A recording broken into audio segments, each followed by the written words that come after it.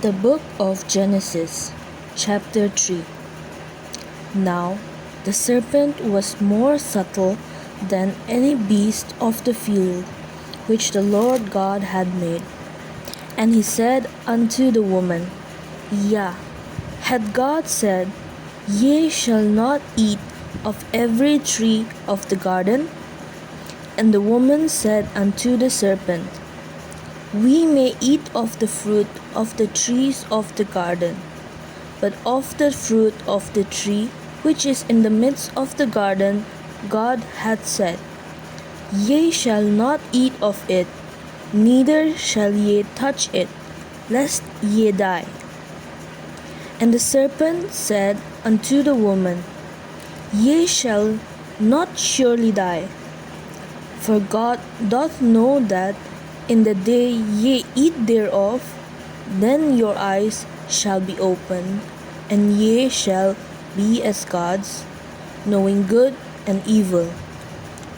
And when the woman saw that the tree was good for food, and that it was pleasant to the eyes, and a tree to be desired to make one wise, she took of the fruit thereof, and did eat, and gave also unto her husband with her, and he did eat. And the eyes of them both were opened, and they knew that they were naked, and they sewed fig leaves together, and made themselves aprons. And they heard the voice of the Lord God walking in the garden in the cool of the day. And Adam and his wife hid themselves from the presence of the Lord God amongst the trees of the garden. And the Lord God called unto Adam, and he said unto him, Where art thou?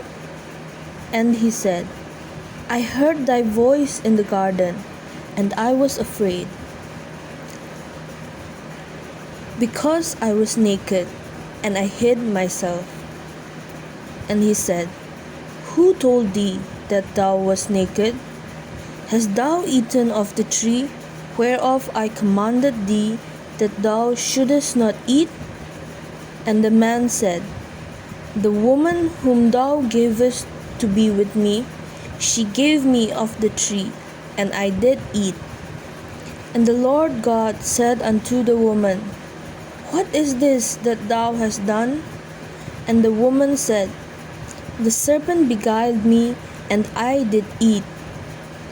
And the Lord God said unto the serpent, Because thou hast done this, thou art cursed above all cattle, and above every beast of the field.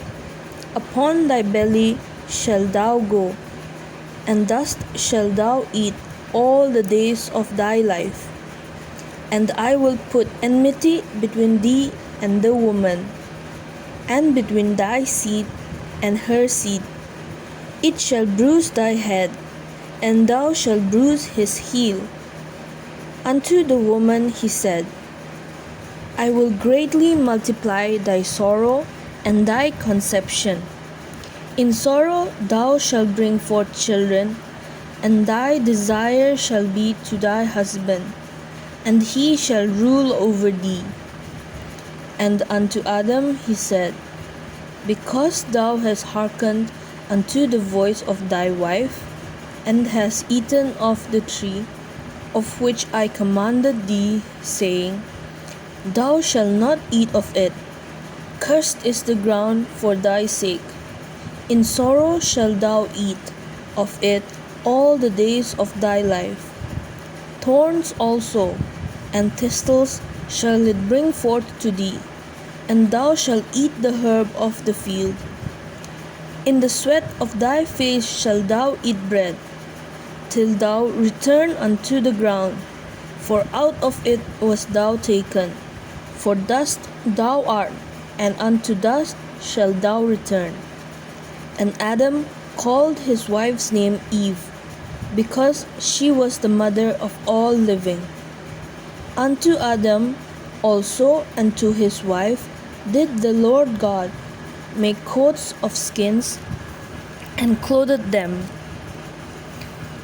And the Lord God said, Behold, the man is become as one of us, to know good and evil. And now, lest he put forth his hand, and take also of the tree of life, and eat, and live forever. Therefore the Lord God sent him forth from the garden of Eden, to till the ground from whence he was taken. So he drove out the man, and he placed at the east of the garden of Eden cherubims, and a flaming sword, which turned every way to keep the way of the tree of life. This is the third chapter of the book of Genesis, King James Version.